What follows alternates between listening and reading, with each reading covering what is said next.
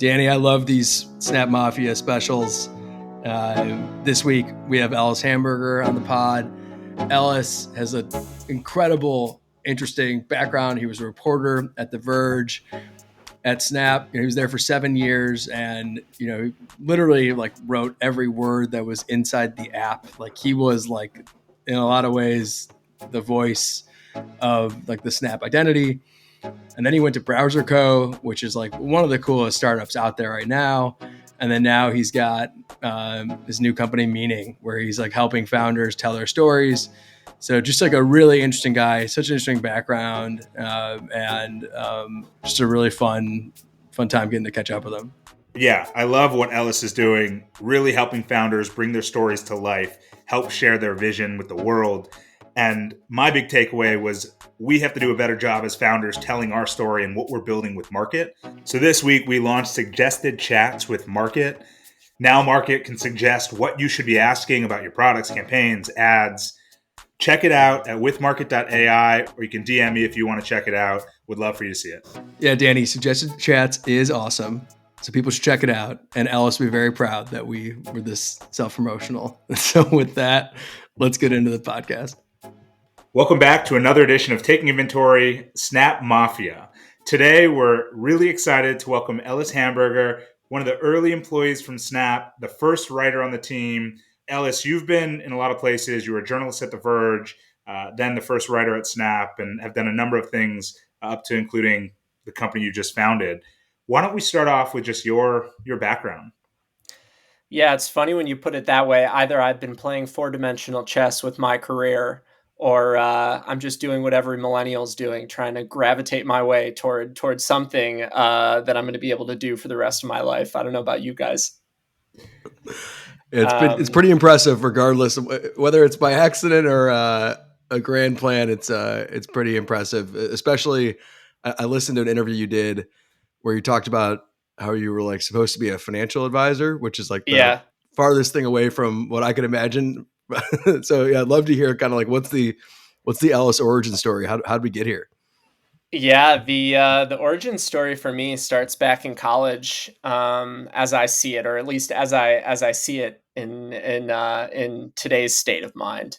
I did this English program at the University of Michigan called the New England Literature Project, and essentially what we did was go to the woods for 7 weeks and not have electricity, make our own food, read the transcendentalist poets like Thoreau and Emerson. There's a little Thoreau Easter egg on my site, if not two at the current moment, that no one understands without a doubt. Maybe now they will. But, I think I came into that program not knowing what I wanted to do with my life. And then everybody got naked and wrote poetry and wrote in our journals. And honestly, I think that's something that almost anybody could benefit from, that kind of experience. No phones. I don't even know if social media kind of really, I guess Facebook was in its earliest stages at the time, but just to go back to some type of weird communal existence, kind of reminds you that you just have one life to live, and why would you spend it doing something that you don't want to do? And obviously not everybody has that luxury, right? Or that privilege to be able to choose the career that they want. But if you are one of those people, do yourself a service and also know that you're probably going to be most effective doing what you love. And so I came back from that program knowing that while I'd always loved writing, I was largely an English major just out of necessity. I didn't know what else to do. Took a few econ classes at Michigan, tried to get into the business school, and I was like, this is not this is not for me. And also, I'm not for them. They definitely didn't want me there. And I just started a tech blog. I pitched Ann Arbor-based women's leadership magazine about expanding their audience and potentially doing some tech reviews and tips and tricks for your Mac.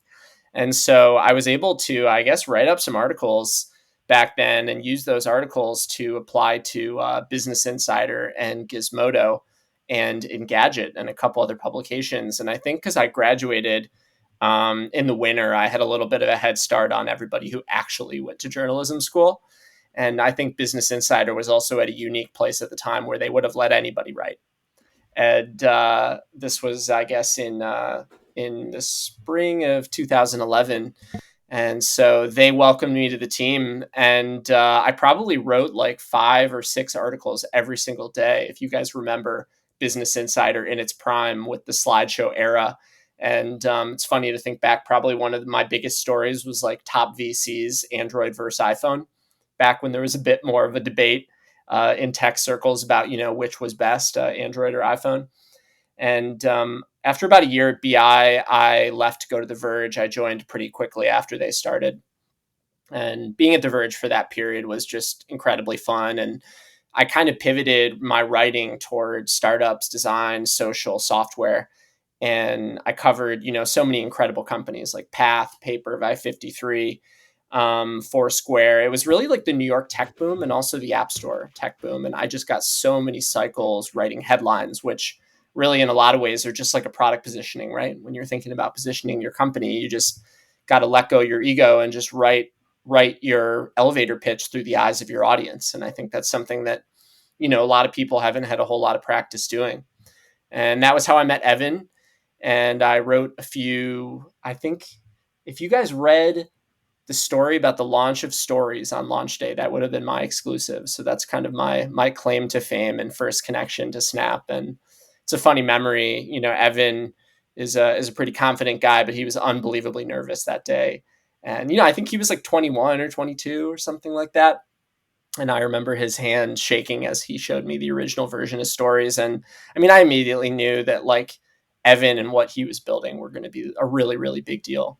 And what was crazy about it, I think they already had 100 million DAU, but they were still so underreported on because everybody in media and VC are just like, this is a sexting app, which I think was just kind of a virtue of it being the first app that was ephemeral, right? And so that's kind of where everybody's mind went, young people using an ephemeral app, which, may have been true to some extent. But I ended up joining Snap, was the first writer, did kind of all the B2B, B2C for about 7 years, and eventually wrote our first commercial, some big marketing campaigns, started the internal creative strategy group.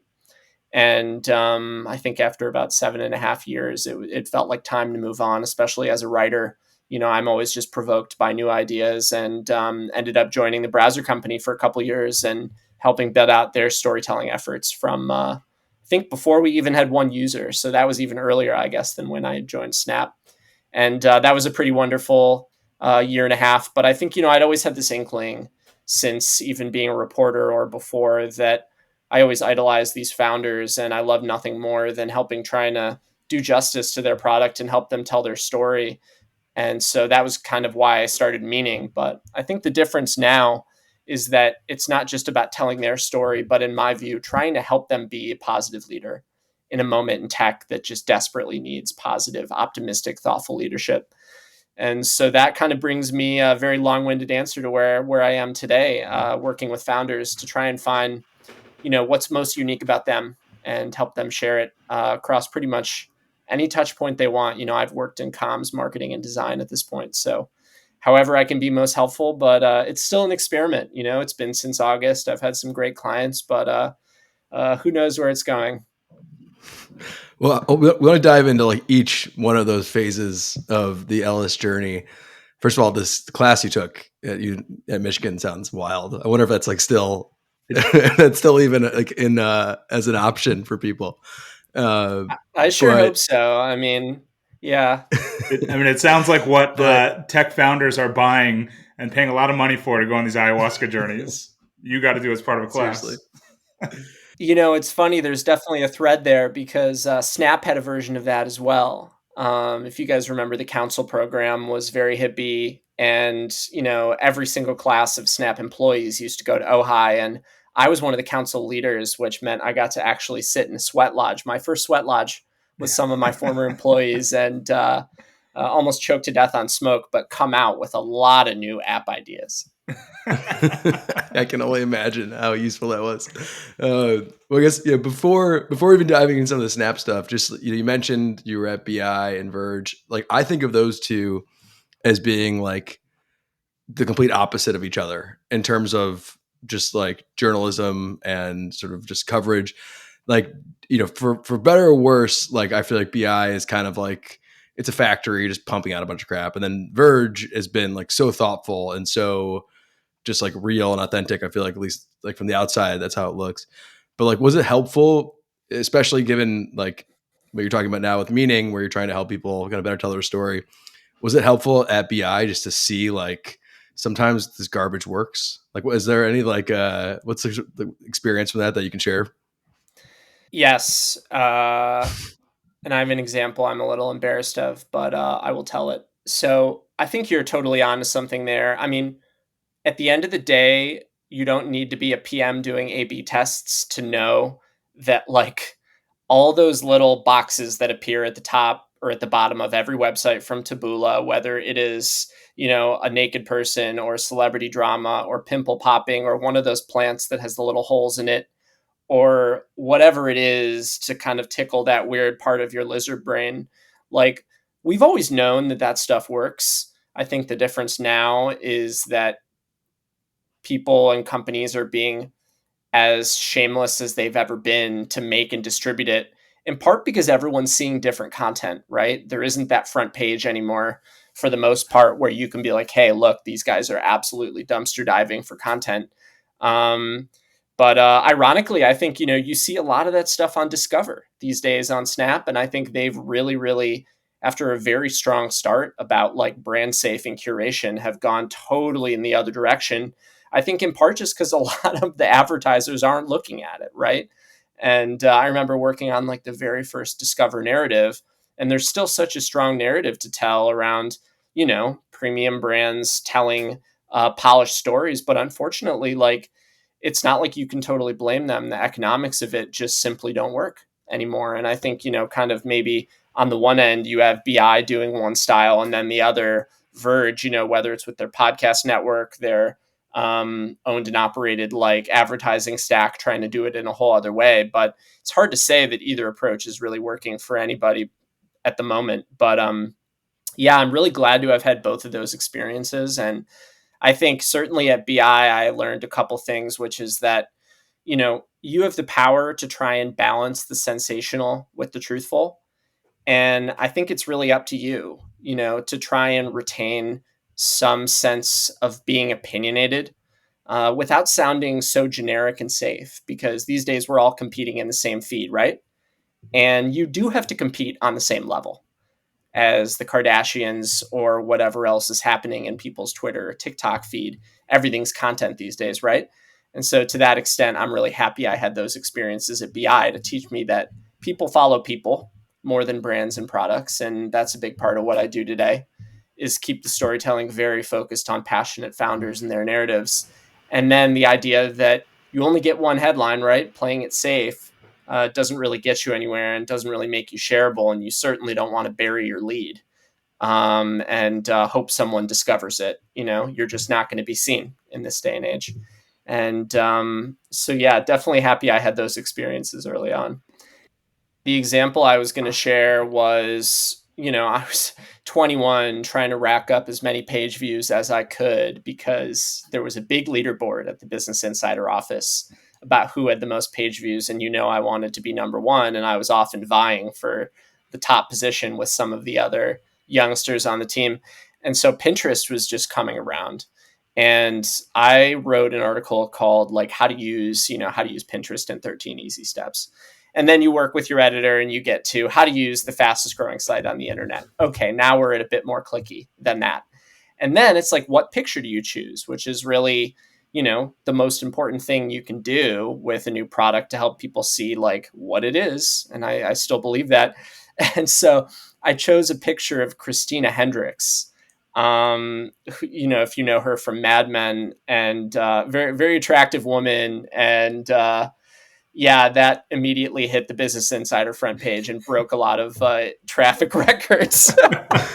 And it's like, that was obviously something I don't think I would do again, but you see how you can manipulate it, right? And that's why I think it's so important that everybody uses the levers at our disposal in tech to try and use it all responsibly and thoughtfully, or else it literally is just a race to the bottom for our entire culture and for this industry.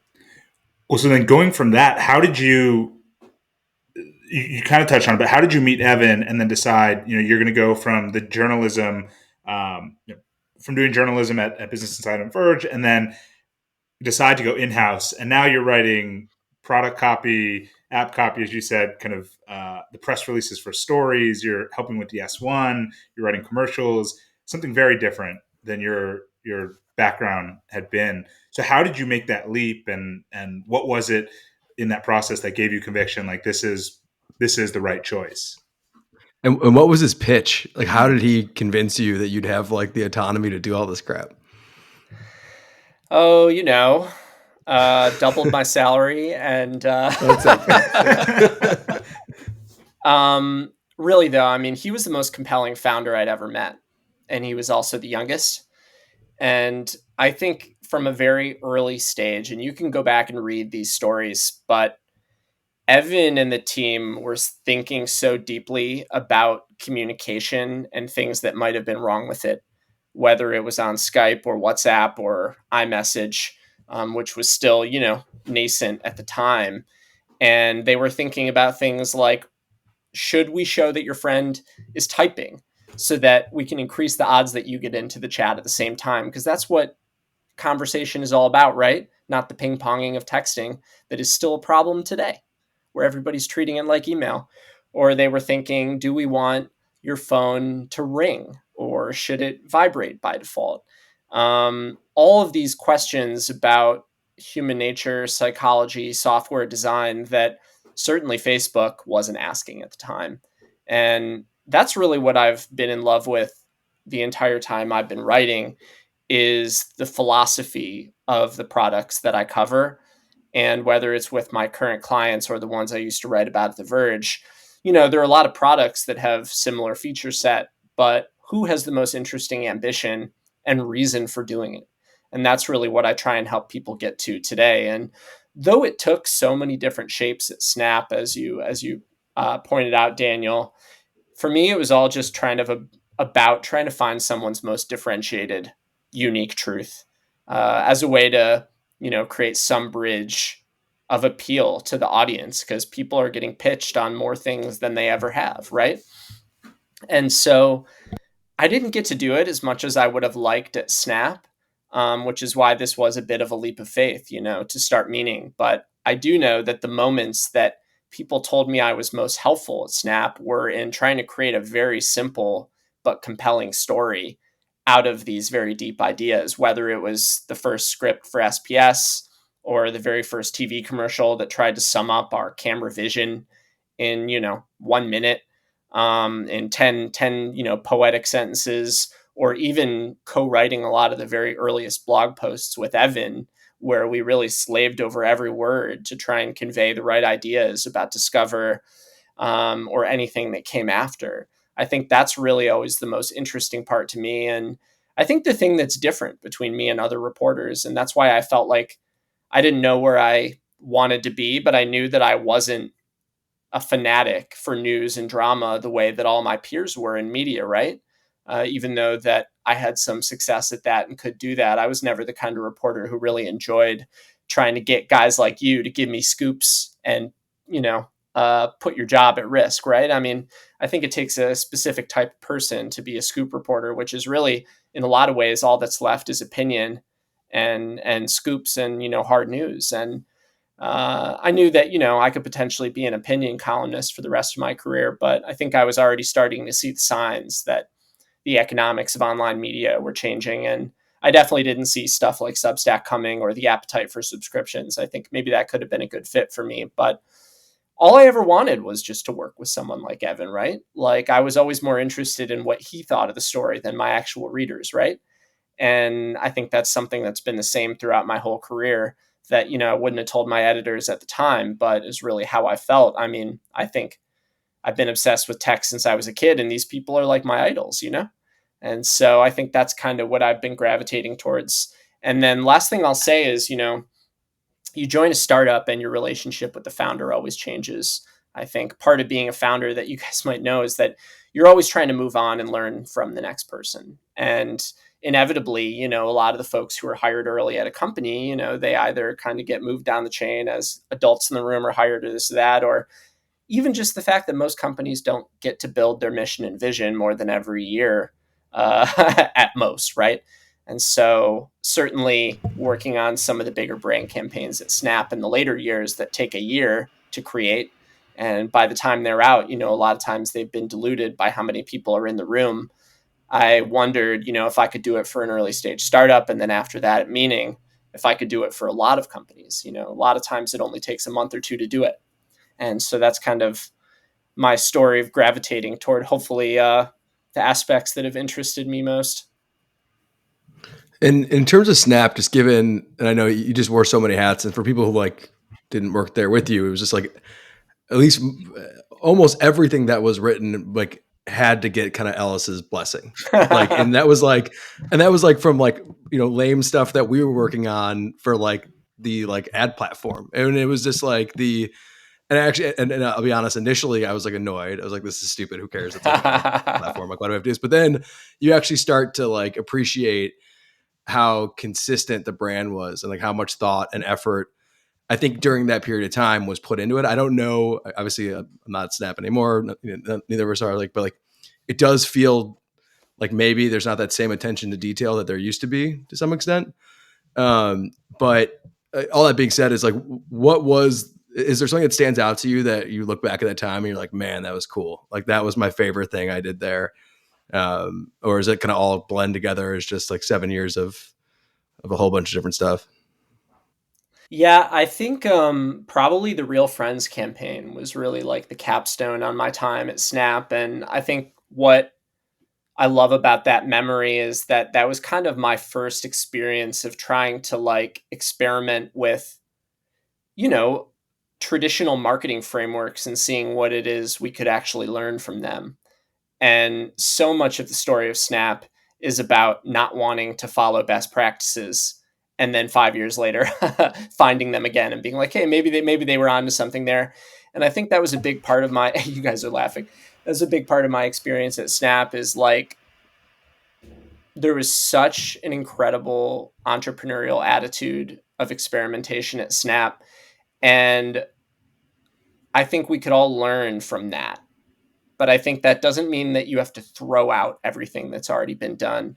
So we spent so much time reinventing everything from a sales narrative, turning it into a book instead of a deck, or HR, or pretty much anything, or public communication. And getting back to some of those core ideas, it's like, well, what if we take some of those ideas and riff on them or pivot on them or something like that instead of just throwing them out? I wonder how much more quickly Snap would have gotten to where it needed to go. And so here's the example. For several years, Snap's positioning was always as the fastest way to communicate. And I think that was always something that we all kind of took for granted and no one questioned. But we really didn't have a whole lot of data to show that that's actually how people described it. They didn't really describe it as communicating. They didn't really describe it as fast in a way that like a non-user would understand. Like once you use Snap, yeah, you would say it's fast. You understand it's fast. But if you tell a non-user it's fast, they're like, WhatsApp is pretty fast. iMessage is a pretty fast way to communicate. And so I think what we did with that campaign was look at the traditional marketing framework and be like, okay, it's the fastest way to communicate so that you can blank. And that was an area we'd almost never explored, was the actual benefit in marketing lingo. And I spent a lot of time like polishing down that benefit to its simplest form. And where we ended up was to deepen your relationships with your closest friend and family. And there wasn't any other platform that was currently trying to do that. Every texting app was trying to be for your whole phone book. Every social network was trying to be a network. And that's how you know when you're honing in on like your actual positioning is when you have a product that people love and you're trying to find the little quadrant or the home that it can inhabit. And that insight kind of became Real Friends, which I think was probably a bit too oblique of a campaign. It didn't really have much of a call to action, but what it did, I think, was something kind of extraordinary, which was tell the inside jokes and most personal moments of friendships and relationships in more than 10 different countries, giving you like a bird's eye view into people's inner lives that you would never see on any other platform unless you were their close friends. And to us, that's what Snap was all about at its best, was being able to stay closer in touch in a way that text could never do, because you're not seeing your friend's face. It's not a joke. There's no caption. There's no creative tools. All the things that we ever wanted Snap to be, but shown. And that was always really a tough dilemma, is that my inside jokes on Snap aren't interesting to you or to anybody else. And so what we did with that campaign was turn it into a whole story arc. I think that was something that a lot of us were proud of. Yeah. And it's funny because it also just is like, kind of Snap, I feel like goes through these, I don't even know what the right word is, but like these waves or like these like periods. It's like Picasso, it's like there's a definite, you can tell there's definitely like phases of Snap. And I feel like the most recent one is now coming back to like the real friends. Yeah, I feel like the real friends thing in general is like the thing that, like, if you ask everyone now, that's still just like, that's what Snap is. It's like, there's no other real use case, for better or worse. So yeah, it's pretty cool. You did that. Thank you. Yeah. And, I think that's another thing I learned from that experience, which I bring into today, is that storytelling is for everyone. If you're a startup or a company, you can't have a different message for every audience. And I was honestly just as happy by the sales team's response to Real Friends in having something to share that felt different with advertising clients. I was as happy to hear that that was helpful for recruiting to try and attract top talent who didn't know why they'd want to work on a camera company. To me, the big ideas can be just as compelling for everybody. And in fact, I think need to be, if they're going to feel cohesive in this day and age. And that's hopefully one of the problems I'm trying to solve with Meaning, is take those very, very siloed pipelines of, marketing, comms, design that usually exist, and bring them into one, now that that can be done in a pretty compact form factor, I would say. And hearing you talk about it, Snap has, I think, for a long time been looked at, and certainly Evan has been looked at as kind of a product leader, but maybe ahead of his time, right? Is doing things that are right, but maybe 2 years ahead of when the market's ready for it. As you talk about Real Friends, as you talk about the storytelling with Snap, and then even your move to the browser company, it seems to me like you have been part of the storytelling of products that are ahead of their time. And it's not just the storytelling of how people use it today or why they should be interested today, but kind of why, as you said, Snap was different, why Real Friends was different than anything else on the market, and trying to bring consumers to that finish line and help them understand. Is that an accurate kind of depiction of that? And is that something you've been deliberate about, or again, something that just seems to be the case?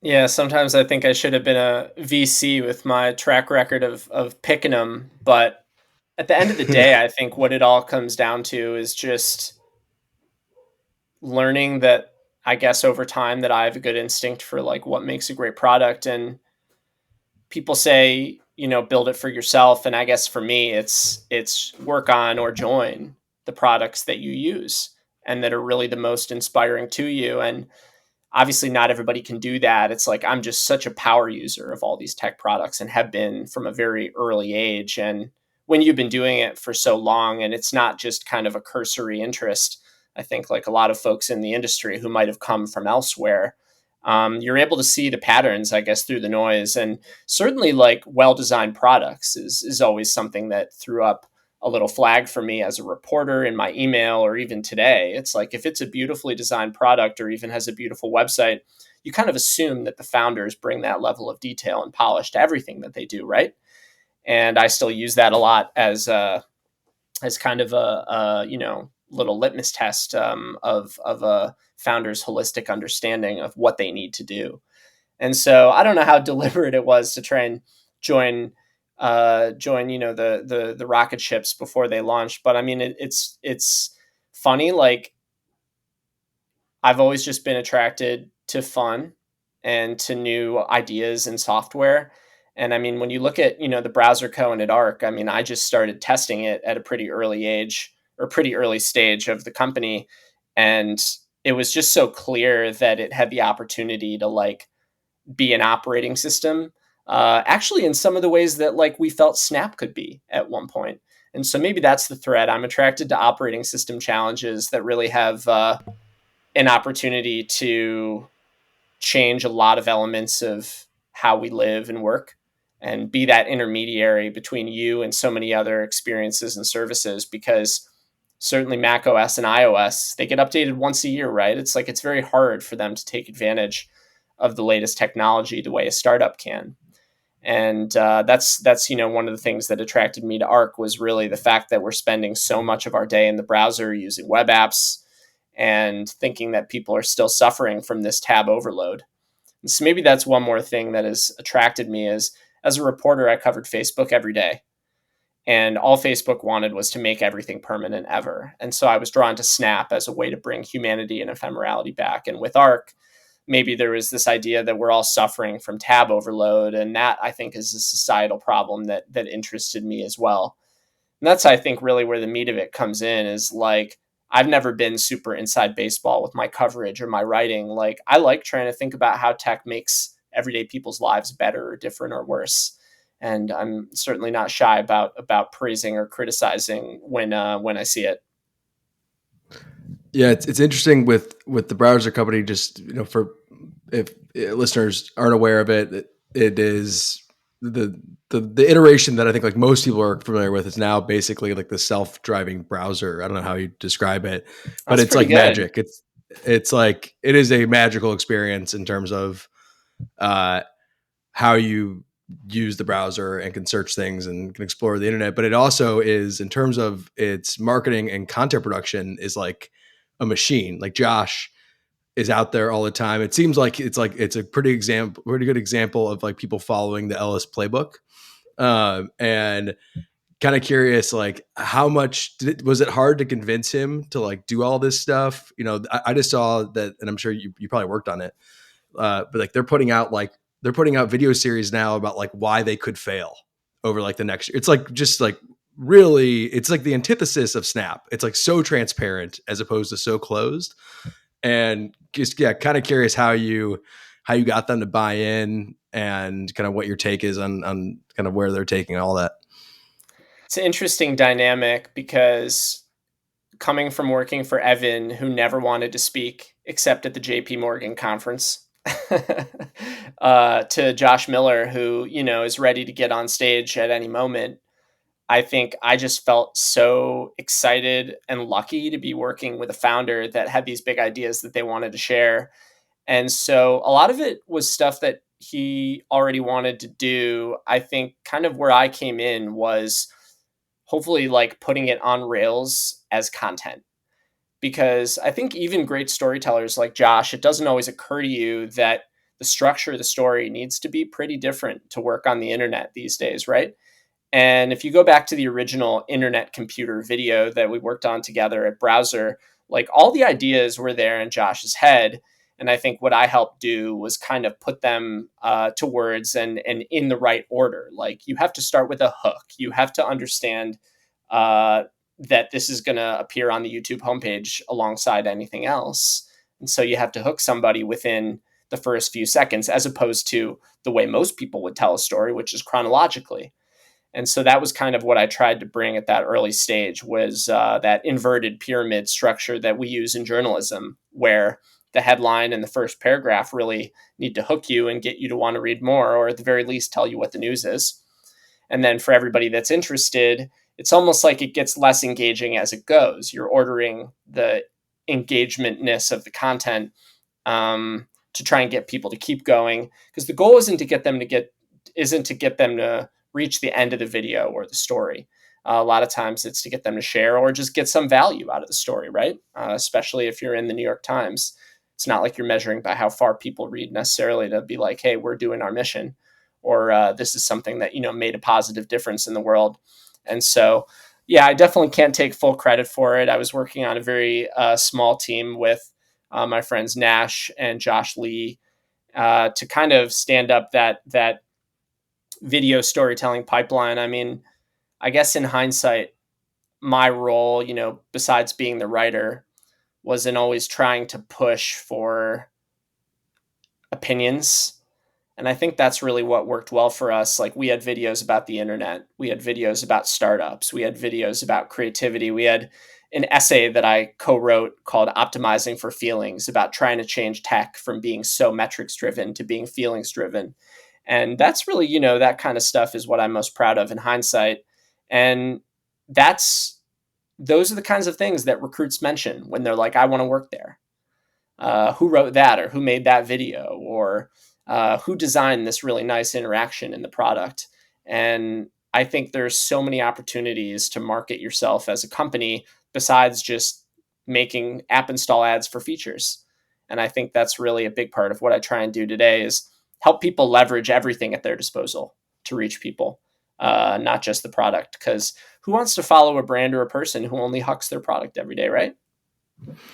Yeah. And, it's a lesson that like I didn't understand until we started doing this podcast, and I saw like how much more willing people were to listen to kind of our point of view when we just sort of removed it from being about any ad product or anything at all. It was like people are so much more interested in the person than the product.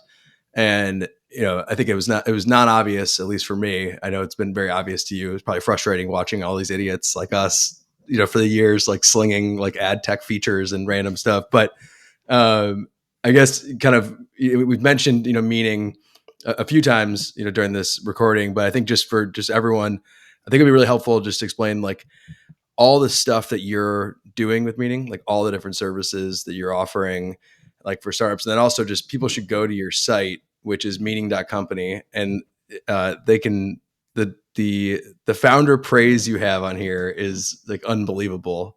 I'm looking at it right now, that Josh Miller, the co-founder of the browser company, who's like, I think one of like the real leaders in tech right now, but he writes, Ellis is an artist, the best of his craft. Someone else said you're like Rick Rubin, but for founders. Like, it's pretty incredible. It's probably my favorite one. It's so good. But yeah, thanks for asking. I've been iterating quickly on it. So there don't appear to be many studios or people who do kind of exactly what I do. I think because like not very many people have been on marketing, comms, design, and in media. And so in the same way that I've tried to position companies, I've tried to position myself as kind of like someone who's done all of that storytelling before on all the different touch points. And I think in some ways that's necessitated to really understand how you're going to come off and how you need to appear on all these different platforms that are the bar these days, whether it's Twitter, refuse to call it X, or TikTok, or with press, or on YouTube, or even in the app onboarding itself. I think they all really need to be connected to feel like an emotional experience that people want to share. And that's really what I try to bring at a strategic level. I still do some writing as part of the experience, but typically what I'll do is work with a founder on what I call your story, which is essentially, in my view, kind of the successor to the mission and vision statement, which I think a lot of times end up being very like generic and blah, just because people are afraid to really tell a story or have an opinion in them that may be outdated at some point. When you just decide to write a manifesto that's, a page or two about what you feel most strongly about, it incorporates your history, which, like you were saying, people follow people. They want to know your personal history. They want to know your beliefs.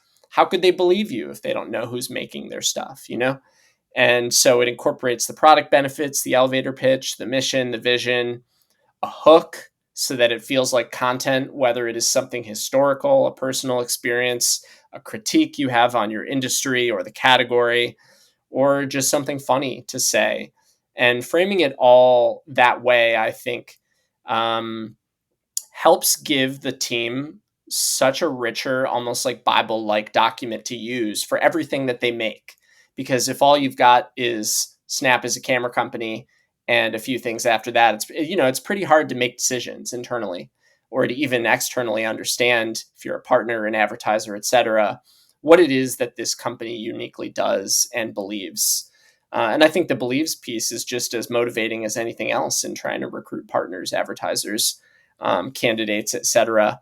And so, yeah, I really focus on the manifesto, but I also, I could help with your keynote script, with your video script, with your app copy, pretty much anything that requires writing, though I definitely don't label myself as a copywriter because I feel like it really at a high level is positioning. It's trying to look at all those different audiences and understand what do they all have in common that we can offer, that is going to interest them all and make them want to share. So that's kind of what I focus on today. The namesake, hopefully making each company as meaningful as it can be to their audiences, as opposed to just a utility.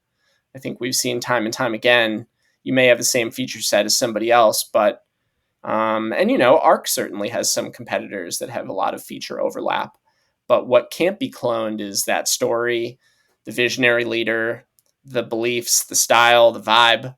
And I think, to consumers today, and even B2B, customers, it's as important as it's ever been, given how crowded the market is.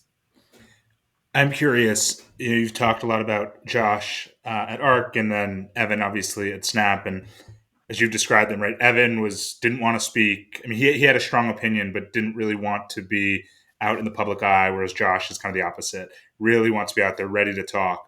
And so, how do you work with founders that maybe have different personalities? Some introverted, some extroverted. And are there founders out there right now that maybe I'm sure you've worked with some of them, but others that maybe you just admire from afar and say, they're telling the story right, or they've got something and are approaching this process in the right way that you really admire? Yeah, great question. Not every founder wants to be an influencer, right? Which is very understandable. But I think to the extent that you are, it really helps. Just like with any other product, if you look at who's in the headlines, I mean, as much as I hate to use him as an example, Elon and the way that he tells his story about the future, like, what would Tesla be without him? And I think from a rationalist point of view, which is a lot of people in tech, you're like, oh, well, I only look at the product features and benefits, but the number of hysterical and frankly unsafe or unethical flaws with Teslas, like the list is endless. Whether it's the build quality or shipping the AI too soon or anything else. And happy to debate any Tesla bros. So much of it is wanting to be a part of the journey of the story that Elon's telling. And to the extent that you want to provide that for your customers so that they can kind of join the religion, if you will, that you're building, the better off you're going to be. And I think, a lot of people understand this intuitively, but only recently has it really become kind of mandatory. Given that, I think performance is a little bit out of vogue, then maybe you guys can tell me a little bit more on that, or at least it's, more surgical, where it's being applied and people are coming to me saying, we know we're going to do performance for the user growth, but we know that there are a lot more audiences we have to influence, including users when they show up in the app. And we need a stronger, more emotional brand and story to do that. I mean, even at Snap, I think our performance would have been so much more effective had they landed inside the app with an onboarding that actually continued the story. All we ever had was a sign up button, And so I think to the extent that you are willing to put your voice out there, and here's the thing, like, if you're not the most charismatic or whatever, it's like there are a lot of people out there who can probably relate to that. Like, most people are not charismatic, but as long as you have a strong, sharp opinion, that is the core of what people follow, I think. And in terms of founders out there who are maybe doing it a little bit differently, I had this client named Dennis Muller from Germany, and he made just the most surprising and incredible keynote about the launch of the new version of Amy, his calendar app that is integrating email and to-dos and events. And I think on the one hand, like, there are a lot of apps that have parts of that, especially in the to-do space. Maybe there's an email app that has to-dos. There's a to-do app that has calendar in it, or just Outlook, as the monstrosity that it is. And what I enjoyed most about working with him is that he really wanted to double down on his personal life philosophy around how there's a time for everything, which came from a Bible verse. And he's not religious, but he's like, this is one of the most beautiful pieces of writing I've read about trying to think of your life as these series of moments that you can really be deliberate about, as opposed to just letting it all happen to you. And that's the reason I'm telling you now about this and giving it airtime. If it were just purely based on the utilities, I mean, do I come on a podcast and I'm like, you got to look at this feature, guys? It's like, it's not that world anymore. I mean, maybe, when I was writing about apps during the App Store boom of 2010, but these days, software, I think, is as much of a brand as any CPG or fashion or otherwise. So, yeah, the more you have a story, I think the better off you're going to be. Yeah.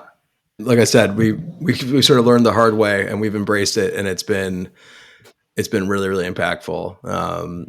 So totally in agreement. I guess before we let you go, just given your incredible background in picking these companies out of thin air and joining them, what if you weren't doing your startup right now, what company would you be like, I'd go work there? Or put another way, like which private stock should we try to go buy? I'd go back to being a financial advisor, obviously. No, your family office. No, are there any Yeah. companies though that you're like, man, this company is cool. Like I really think this could be it. I mean, I'll tell you what, I honestly don't think I could go back. Like, it's a really strange feeling to feel like, retired a little bit from that world. But I think now that I'm a people pleaser. And so being able to work with all these different founders, I think, has also really filled that part of my heart.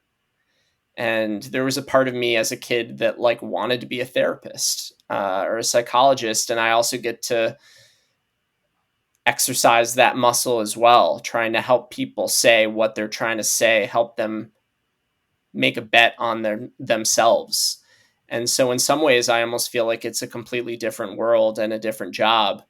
And working on, a lot of the stuff that I used to do at early stage startups was a ton of fun, but it would definitely be hard to go back. Where my head immediately goes is like, that's your story. And I couldn't think of something that founders, I think, would feel more than that story, right? Never being able to go back to a job because they have a vision and they want to deliver something to consumers. So it is kind of funny that you've left that corporate world and you can't see yourself going back, but you're helping these founders tell their stories for the very same reason. So no, I love that. That to me is like it's very poetic, kind of how you've ended that. But for people that I think are interested in learning more about what you are doing and what you've done in your past, where can they find you? Where can they follow some of your writing? Yeah, thank you. I think that's one of the ways that I knew that I wanted to work to help others express themselves, is because I don't really do a whole lot of writing outside of work, except in the form of overly sassy tweets, where my username is @hamburger. Yeah, that's the reason that I don't want Twitter to die, as painful as it is right now to try and root for it. I certainly don't have hamburger on Threads. And meaning.company is the website. And I'm supposed to be posting more on LinkedIn. So maybe something there. I'm curious, you mentioned what's been working for you guys. I mean, what has been working? It's LinkedIn. LinkedIn's been great. I mean, I obviously I am such a fan of the people we worked with at Snapchat that I've really tried to highlight and just kind of share the stories of our friends who are off doing really cool things. Cause I do think it's an undervalued group of people that were working together at a very special time. And, people don't give enough credit that it's the only consumer app that's really gotten to scale outside of TikTok, which is somewhat of a state funded, product. So it's just it's an amazing thing that Snap got to where it is. And I think the people don't get enough credit in some ways. So, I think that's kind of that's one of the stories that I've been telling that I actually really believe. And I feel like that's actually been, people kind of gravitate towards it. And then, yeah, we've tried, both Daniel and I have tried to make a more conscious effort to just be more transparent it's a lot of the stuff that you're saying. It's like, it really has helped. It's just like people can see through the BS. So just like, if you have thoughts, say it. I think hear you talk about, some founders don't want to be influencers. I think that was both of us. This is a muscle that we're developing, and like we have to make a concerted effort because it just, it doesn't come natural to just be yelling out of a megaphone constantly. I mean, that's what influencers have been. It's like maybe for you guys, the version of that is more like hang out with two interesting people, right? Like, I think there are a lot of different formats to potentially take it besides like lifestyle influencering, which has kind of been the dominant form for the last 10 years. And at the end of the day, I think you can just kind of look at what's working for others out there and try and emulate a little bit of that. And you'll be ahead of most brands, I think, which are made of marketers who don't even use these apps anymore, which is just like absolutely ridiculous. But I think is true. Ellis, we know you've got a lot going on. We appreciate your time, man. So thank you for coming on today. We'll make sure to include those links in the show notes, and people should definitely go check out everything you're working on. It was my pleasure. Thank you guys so much for having me.